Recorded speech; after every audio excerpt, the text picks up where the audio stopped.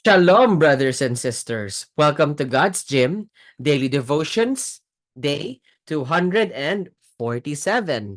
You all know what to do. Let us open our time in prayer. Dear Heavenly Father, we thank you for another morning, another restful night, and even if it wasn't exactly ideal, we still thank you, Lord, because we know we have a God who is with us through it all. Heavenly Father, thank you for the opportunity to be able to share your word with the rest of the world. And Lord, I pray that may you reach whoever is watching this video in the most unique way, in the way that only you can. Heavenly Father, you are a God of love, even though your kind of love is not exactly how the world defines it.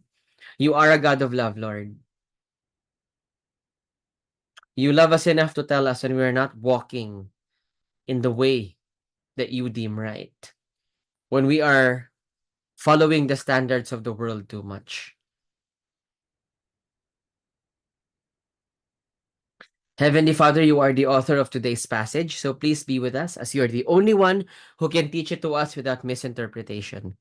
In Jesus' name we pray, Amen. Okay, today's devotion is called God of Love.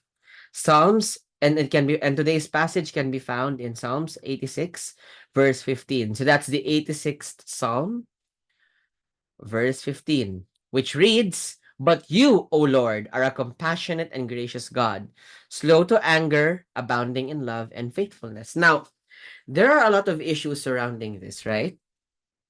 Some people might ask, if he's a God of love, then why are we in a world full of problems? Here's the thing. God never promised us a problem-free world. Actually, he did the opposite. He said there will be trials and tribulations. Even Jesus experienced them. He was crucified and experienced more pain than any man can endure.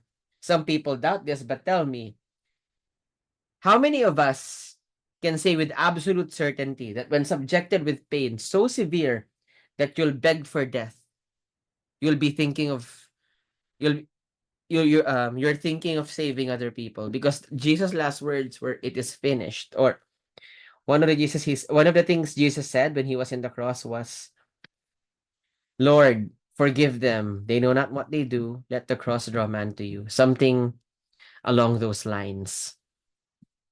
Would you be able to tell me that you can think of other people while you're suffering?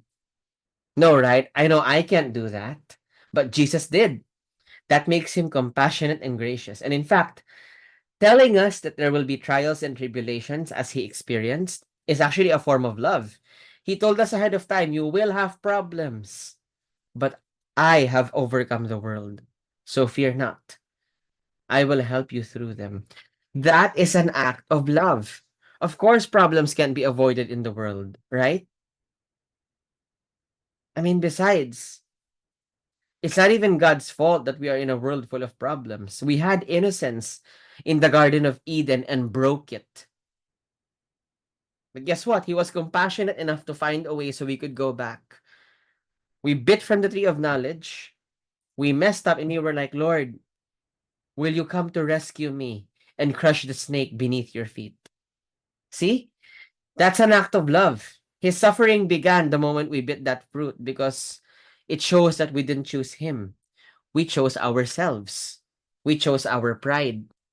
We chose the world. That's love. And yet, we sinned against him, and he closed the distance between you and him, between us and him. That's love. The reason we're in a world of problems is because of us, because of our sinful pride. But God was kind enough and compassionate enough to give us his most perfect son, Jesus Christ. He died on the cross, took the consequence so that we can have access to the Father again, so that we no longer have to be punished for our sins, because Jesus took it. He took God's wrath upon himself. If that's not compassionate and gracious, I don't know what is. He's slow to anger. Okay. He's slow to anger. Yes. Think about it. I will agree. You can say, but in the Old Testament, he wiped out people. Yes, he did, because he's also just. He can't be loving and not be just. I mean, he warned those people. And besides, it's not even that he took them out. He warned them of the consequences of their actions, like just like he's warning us. But what do? We keep choosing sin. There is a consequence to every action. That's all there is to it. For example, my parents really love me, right? But if I choose to disobey them when they said, don't put your fork in the electric outlet, and if I disobey that, I will still get electrocuted despite the fact that they love me, right? God is not gonna spare us from the consequences of our actions. He's gonna let us experience it. Because the most loving thing you can do for someone is to call them out for their wicked ways. If he were to spoil us, concede to our every need, that's not love. Come on. We can't keep blaming God for everything that happens around us. He did again, he promised we would have trials and tribulations. But he also said the answer is right here. Me. Give your heart to me, and I'll pull you through. I can't help you. I want to help you, but I can't do it because you need to choose to help me. You need to choose to let me help you. I'm not going to force you to let me in your life. But if you choose to, I would gladly do so. I want to help you. I just don't know how much longer you're going to ignore me. That's what Jesus is saying. If only you would let me in, I could set you free. I could fill the void.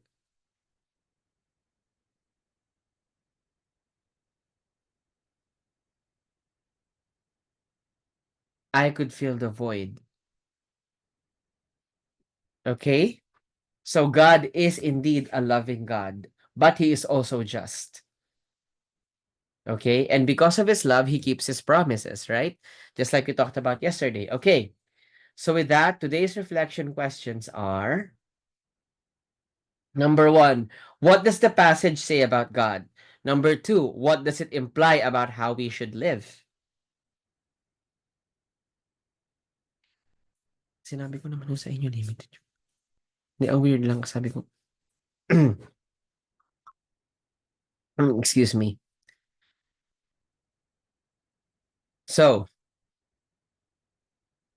you may pause the video for as long as you need, and I highly encourage you to answer these reflection questions in the comment section down below. Okay? You may also opt to put in your thoughts, your prayer requests, or anything at all that you would like to share with us. In this way, we can know exactly how to pray for you. That will be all. Let us close our time in prayer. Oh, Heavenly Father, truly we are grateful for your compassion and love. Heavenly Father, we often forget that with your love comes being just. Heavenly Father, we forget that you have promised we will encounter problems on earth, but you will be with us through it all.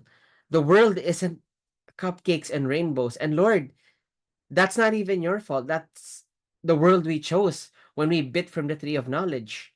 But Lord, we thank you because you loved us enough to come and save us and crush the serpent beneath your feet, because we couldn't do it ourselves. We still can't do it ourselves.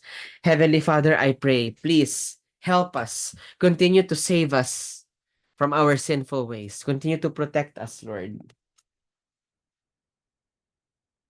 And Lord, continue to love us.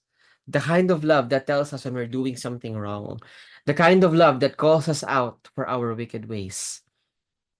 We love you, Lord. In Jesus' name we pray. Amen. That will be all. God bless and keep you. Shalom, shalom, brothers and sisters. Shalom, shalom.